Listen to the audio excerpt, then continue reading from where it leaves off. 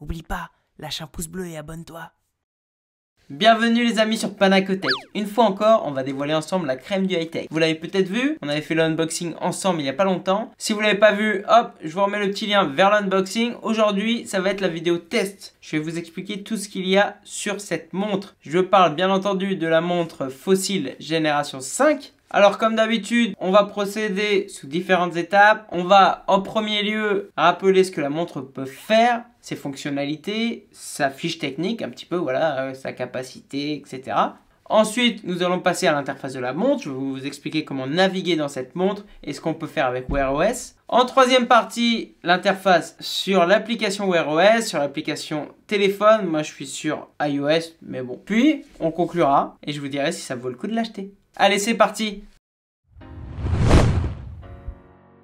Alors parlons un petit peu de ses caractéristiques, on les avait évoquées dans l'unboxing, donc si vous avez suivi l'unboxing très assidûment, vous pouvez un petit peu zapper cette partie. Mais pour rappel, on est sur un boîtier de 44 mm, on est sur une montre qui a 1 Go de RAM avec 8 Go d'espace de stockage, ça va nous permettre de mettre des musiques dedans. Donc là, 8 Go c'est quand même assez énorme pour une montre connectée pour l'instant. Donc voilà, vous allez pouvoir charger dedans toutes les musiques, toutes les applications que vous voulez. Oui, pourquoi toutes les applications? Parce qu'on est sur du Wear OS. Wear OS, c'est l'OS, les systèmes d'exploitation de Google. Il nous permet d'avoir un Google Store, un store dans la montre et télécharger des applications tierces. On peut par exemple retrouver Strava, Spotify, des choses comme ça. On le verra par la suite dans l'interface de la montre. On va donc pouvoir stocker tout ça. On a aussi un GPS intégré à la montre qui va nous permettre d'être plus précis lors de notre course à pied. Le fait de pouvoir télécharger les musiques dedans va nous permettre de se détacher pendant le sport de notre téléphone, de le laisser de côté, de partir juste avec les écouteurs synchronisés sur la montre et aller courir parce qu'elle a bien entendu le Bluetooth. Le petit plus de cette montre, c'est qu'elle a un haut-parleur intégré avec un micro. Ça va nous permettre de répondre à des appels comme on peut le faire sur la Huawei ou sur la dernière Samsung. Mais plus que ça, on a aussi dedans Google Assistant. Donc voilà, le microphone et le haut-parleur va nous permettre de demander à Google Assistant comme Alexa sur Fitbit, mais de voir ce que ça donne. On le verra aussi par la suite. Elle est étanche jusqu'à 30 mètres. On a du NFC dedans, c'est pour faire du paiement sans contact avec Google Pay. Disponible au prix de 299 €. On retrouve sur le site Fossil beaucoup de styles différents avec beaucoup de bracelets différents. Donc là, il y en a pour tous les goûts. Fossil, souvent, il nous laisse quand même pas mal de choix là-dessus. Je vous montre par exemple, voilà, quelques différentes images. Je veux pas me prononcer non plus, mais à ce que j'ai compris sur Android, il est aussi possible de répondre aux messages. Bon, moi j'ai qu'un iPhone. D'ailleurs, si une marque ou un sponsor veut m'envoyer un téléphone Android, n'hésitez pas. Mais pour l'instant, j'ai pas pu tester cette fonctionnalité. Si vous avez cette montre, merci de mettre en commentaire si c'est vraiment possible de répondre aux SMS. Voilà, on a bien entendu un cardio-fréquence-mètre à l'arrière. Ce que j'ai beaucoup aimé dessus, c'est le management de la batterie et de l'autonomie. On a une petite section, on va voir dans la montre, qui nous permet de gérer, de désactiver plusieurs choses pour garder la montre le plus longtemps possible. Globalement, moi avec mon utilisation, je suis jamais allé au-dessus de 2 jours. Voilà pour ce qui est de ses caractéristiques techniques. Maintenant, passons à l'interface de la montre. C'est parti. Ok, c'est parti, voyons l'interface de la montre. Ok, là on est sur l'écran principal, le cadran principal. On peut le personnaliser bien entendu. Là moi j'ai choisi celui qui indique l'heure. En dessous, lorsque je l'ai au poignet, ça indique la fréquence cardiaque. En haut les notifications, le nombre de notifications. En haut encore la date. Et en haut à gauche les rappels. On va pouvoir naviguer dans la montre avec des swipes comme d'habitude parce que c'est une montre tactile. Et sur le côté via les boutons. On a 3 boutons.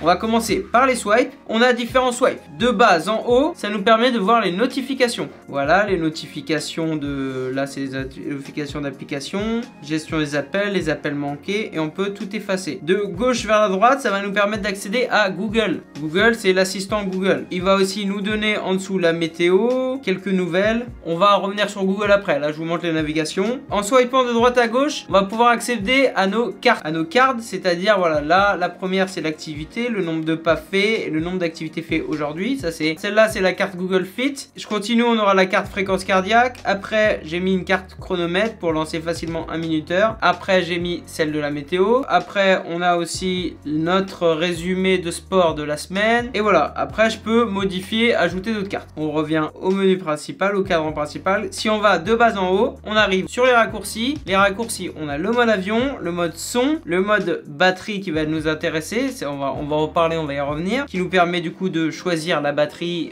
les préférences de batterie pour économiser la batterie. Le Pay de Google, la montre seule et le mode nuit. En dessous, on a si on est connecté au Wi-Fi et on a la batterie restante. En haut, bien entendu, les paramètres. On va commencer par ça, les paramètres. Dans cet écran, on va pouvoir choisir dans les paramètres le cadran par rapport, voilà, à ce qu'on a téléchargé. On peut revenir sur un cadran comme ça. Du coup, la montre va changer. Si on revient dans les paramètres, on a le son, savoir le volume du son, le volume de l'alarme. Est-ce que ça vibre lorsqu'on reçoit un appel? La sonnerie de la montre. J'ai passé, mais dans l'écran, on avait aussi la luminosité. La luminosité boostée si on est soumis au soleil, afin que l'écran soit plus visible. La taille de la police et l'option écran actif en permanence. Après, dans applications et notifications, on va pouvoir lire les informations des applications, c'est-à-dire voir les applications qu'on a téléchargées, même plus que ça, aller dedans, les désinstaller, les arrêter, gérer les autorisations, etc. Ensuite, on aura voilà tout ce qui est par rapport aux applications. Dans les paramètres, toujours les gestes. Est-ce que on veut qu'elle s'active au mouvement du poignet ou non? La connectivité, c'est le Bluetooth, le Wi-Fi, le NFC, le mode avion, etc. L'accessibilité, voilà, geste d'agrandissement pour pouvoir lire de plus proche. La synthèse vocale pour que ça nous lise les informations de la montre pour les personnes malvoyantes. Les options générales pour afficher du coup lorsqu'on a des messages non lus, lancer automatiquement les commandes multimédia. À chaque fois on a des petits logiciels. C'est assez long mais on va finir. Voilà, personnalisation. On va pouvoir choisir le mode de saisie, c'est-à-dire le type de clavier Google ou pas, le compte avec lequel on est connecté. Et après, les paramètres de stockage nous permettent de voir combien il y a d'espace pris par quelle application. Et pour finir, les systèmes, ça va nous permettre de redémarrer, éteindre, réinitialiser. Voilà, les informations système. Ça, c'était du coup les paramètres. Si on reste sur les raccourcis, celui qui va nous intéresser, ça va être aussi celui qui est cliquable et paramétrable, ça va être la batterie. Ça c'est très important, c'est quelque chose qu'il y a de voilà, point positif qu'il y a sur cette montre. On va pouvoir choisir des modes de batterie. Quotidien, étendu, personnalisé, afficher l'heure, seulement l'heure. Ça va nous permettre du coup, lorsqu'on est en quotidien, d'activer toutes les fonctionnalités et de les désactiver la nuit par exemple. C'est-à-dire que le Wi-Fi sera activé sur demande, le Bluetooth tout sera activé, incliné pour allumer ce sera désactivé et la nuit ça changera. On a étendu qui va nous permettre d'activer les fonctions que essentielles. Le Bluetooth sera activé que de 6 h du matin à 10 h du soir. L'écran ne sera pas toujours allumé. Voilà, ça va être sympa, mais voilà, moi ce que j'utilise le plus c'est personnaliser. Là on choisit personnaliser. Je choisis que moi là j'ai choisi que je voulais tout allumer parce que je voulais voir combien ça durait en mettant à fond. Donc tout à allumer. Je peux choisir de mettre que le Wi-Fi, d'activer que le Bluetooth, de l'activer que entre une certaine heure, etc.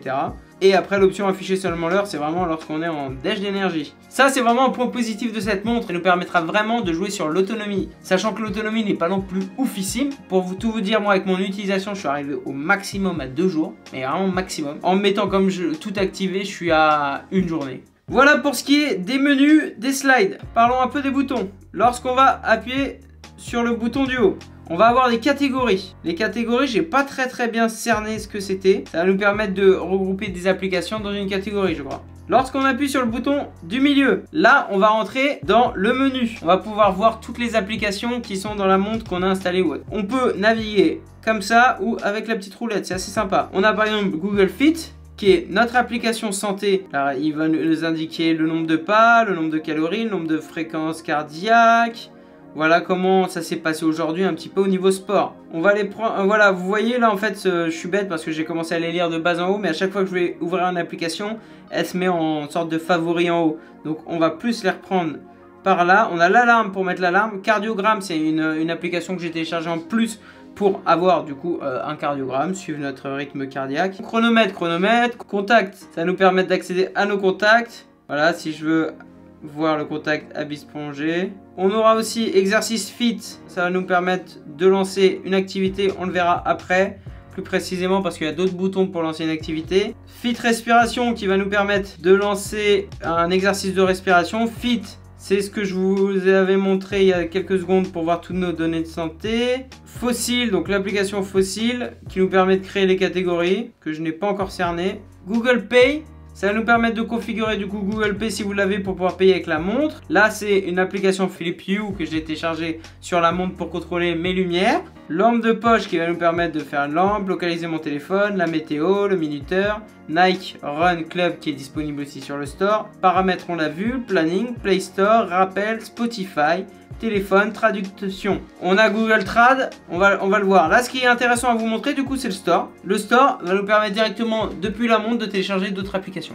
Lorsqu'on est connecté au Wi-Fi, bien entendu. Lorsqu'on va sur Recommander pour moi, il nous propose Strava, Telegram, Pulse SMS, Oxide, Boussole, Calculatrice, Prévision météo, Uber, Bring, Course vélo Adidas, Todoist, Seven, LiveSum. Dans les applications de musique, on a surtout Spotify et après on a Google Play Music. On n'a pas de Deezer, on n'a pas d'Amazon Music. Dans les applications de suivi sportif, ça peut vous intéresser, on a Seven, Course, Strava, LiveSum, Nike.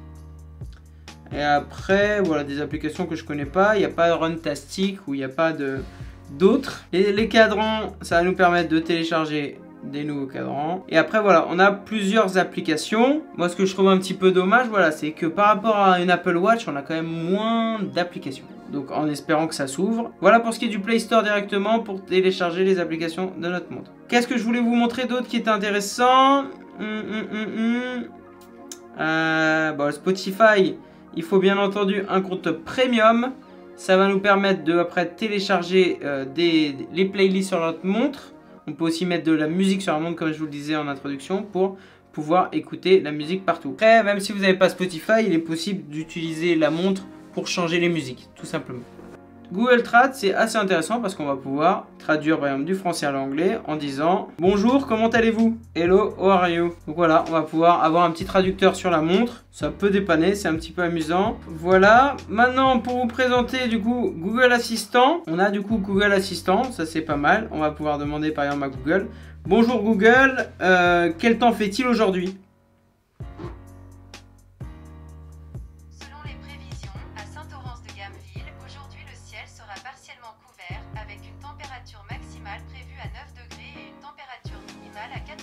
Donc Google, rappelle-moi à 15 h demain d'envoyer un mail. Ça marche, je vous le rappellerai demain. Voilà, envoie un SMS à Mehdi. Ce qui est dommage, c'est que sur iOS, on peut pas envoyer des SMS. Normalement, sur Android, à ce que j'ai compris, on pouvait. Donc, je vous laisse vérifier. Comment le bouton du bas, maintenant, va nous permettre de lancer une activité. Donc, comme si on passait par le menu et qu'on allait directement dans Fit Exercice. Dans les activités, on a course à pied, marche à pied, musculation. Et on a, si on va dans Autres, entraînement, la liste des entraînements possibles. Ça va d'aérobic, arts martiaux mix, aviron, badminton. Il y a à peu près tous les sports possibles dedans. On peut lancer une activité, par exemple course à pied. Il va rechercher un GPS parce qu'il y a un GPS intégré qui va nous permettre d'être plus précis. Et après, on appuie sur play, courir. Ça se lance. Là, on aura le nombre de kilomètres, le temps, le nombre de kilomètres/heure, la fréquence cardiaque, le nombre de calories. Et voilà. On peut revenir sur l'écran principal tout le temps. Et revenir ici. Ce qui est bien, c'est qu'en haut, on a aussi l'heure. Après, on arrête. On termine la course. C'est réglé. Hop. Lorsqu'on va après dans les activités, on a un historique des entraînements qui va nous permettre de voir, par exemple, course à pied 34 minutes de la dernière fois. On va voir le nombre de minutes, 34 minutes, point cardio 64, calories 400, 4,8 km, la fréquence, le nombre de pas, le rythme cardiaque en moyenne. On a toutes les infos qu'on va retrouver sur notre téléphone, sur l'application du coup Google Fit, on les a aussi dans la montre. C'est un historique sur 7 jours et après ça s'efface. Voilà pour ce qui est de l'interface de la montre, c'est assez simple, assez intuitif, c'est pas mal. Alors qu'est-ce que je peux reprocher à ça? Moi j'ai des petits problèmes de connectique avec mon téléphone, donc je pense vraiment, j'ai envie de vous dire qu'on va rester avec un avantage pour ceux qui ont un téléphone Android. Moi j'arrive pas trop à connecter ma montre, des fois elle la détecte pas, elle me dit reconnecter, j'appuie impossible, envoie des SMS impossible avec mon iPhone. Je trouve ça assez dommage, c'est compréhensible parce que voilà, c'est Google. Et voilà, mais c'est quand même assez dommage, sinon c'est vraiment une montre assez top. Au niveau de l'interface, elle est fluide. Je trouve que Wear OS est aussi bien que l'OS de Samsung là sur l'active. Donc voilà. je suis assez surpris. Au début, je m'attendais vraiment à un OS bof bof. Mais c'est vrai que Wear OS, il fait quand même pas mal le job. Hein. Voilà, on a vu l'interface de la montre. Maintenant, passons à l'application. Aux applications même. C'est parti. Pour parler des applications, on va parler, voilà, il y a deux applications. Il y a l'application Google Fit pour avoir nos données de santé. Et il y a l'application Wear OS pour aller paramétrer la montre. On va commencer par Wear OS. Alors, c'est avec cette application que j'ai un problème. Voilà, j'arrive pas à me connecter ma montre. Ça fait 1 jour et demi que je galère. J'ai tout réinitialisé. Je galère à reconnecter ma montre. J'arrive à faire l'appairage en Bluetooth, mais voilà, l'application ne la reconnecte pas. Donc, il faudra que je désinstalle l'application et que je la réinstalle. Mais voilà. Sinon, bah voilà. Sinon, au départ, ça marchait très bien. Hein. Pour vous rassurer, je pense que c'est pas le top avec un iPhone. Mais bon, voilà, on est sur l'application. On se connecte avec notre compte Google. Cette application, lorsqu'on est connecté, va nous permettre de aussi choisir les cadrans. On va pouvoir, voilà, regardez, choisir tous ces cadrans-là. Ensuite, on va avoir quelques données Google Fit, mais ça, on reviendra après. Ça va être là qu'on va pouvoir ajouter les cartes, comme je vous ai montré tout à l'heure. Carte Google Fit, carte météo, carte planning, lorsqu'on va swiper de droite à gauche. On va pouvoir aussi gérer les notifications, choisir les notifications qui nous avertissent. Là, le problème que j'ai eu moi aussi avec... le problème que j'ai avec l'iPhone aussi, c'est qu'au niveau des notifications, voilà, j'ai rien. L'agenda, ça va nous permettre de soit le synchroniser avec l'agenda Google si vous en avez un, soit avec votre agenda Apple. L'assistant Google, c'est pour l'activer et le désactiver. Et les paramètres avancés, ça va être celles qu'on retrouve aussi sur la montre. Choisir quel compte on a sur la montre, la confidentialité, la batterie de la montre nous permettra de voir ceux qui consomment la batterie actuellement de la montre. Incliné pour activer, écran actif en permanence. Voilà, c'est des petits paramétrages. Moi, le problème que j'ai eu avec les notifications, c'est que voilà, il n'y a que les applications Google qui m'envoient des notifications. J'avais pas eu d'Insta, j'avais pas eu de Facebook. J'ai juste ça, les SMS et les appels. Je sais pas si c'est normal. Alors maintenant, voyons la deuxième application. On va parler maintenant de l'application du Google Fit. Voilà, c'est une application de santé. On va pouvoir, lorsqu'on arrive, voir notre écran principal, voir directement notre niveau d'activité aujourd'hui. Voilà, on a 60 minutes normalement d'activité. Aujourd'hui, c'était pas bon. Hier, c'était bon. Avant-hier, c'était bon. On peut voir sur la semaine, c'était ok. Lorsque c'était ok, lorsque c'était pas ok. Après, sur le mois. Les points cardio, c'est des points lorsqu'on effectue des activités à un rythme un peu plus soutenu, on gagne des points. Par exemple, aujourd'hui, c'était pas bon. Hier, j'avais 69 points, 76 points. On peut voir le détail, balade à pied, etc. En dessous, on va avoir encore la synthèse de la semaine, les minutes d'activité sur les 7 derniers jours, le sommeil. L'analyse du sommeil, on va pouvoir cliquer pour avoir plus précisément l'analyse du sommeil, par exemple celle de lundi, avec l'heure couchée, l'heure du lever, la durée. Lorsqu'on clique dessus, on a un peu plus d'informations comme le temps de sommeil, l'heure de coucher, l'heure de lever et la fréquence cardiaque. On n'a pas non plus une analyse de sommeil sur ce Google Fit hyper poussée comme on peut trouver sur d'autres montres. On descend, on a notre fréquence cardiaque. La fréquence cardiaque sur la journée, sur la veille, sur le moment où on a la montre bien entendu, sur la semaine. On peut du coup avoir la synthèse sur la journée. Puis après on a le poids. Quoi d'autre? Lorsqu'on va en dessous sur notre journal, on voit toutes nos activités. Par exemple la course à pied que j'ai lancée là avec vous. Les activités, si on va sur une course à pied que j'ai faite là-bas, course à pied du soir. Si on va sur une course à pied comme ceci par exemple, on va avoir le tracé GPS avec la durée de l'activité, les points cardio, la distance, le nombre de pas, le nombre de calories, l'allure moyenne, ce qu'on avait vu ensemble sur la montre. La fréquence cardiaque, voilà, on a les informations là-dessus de ce sport. Pareil, il y a des applications où c'est beaucoup plus précis. Là, c'est une application un peu comme Apple Santé, je trouve, c'est assez global, on ne rentre pas dans la précision comme on peut trouver sur la Samsung Active ou sur la Garmin ou sur d'autres montres connectées.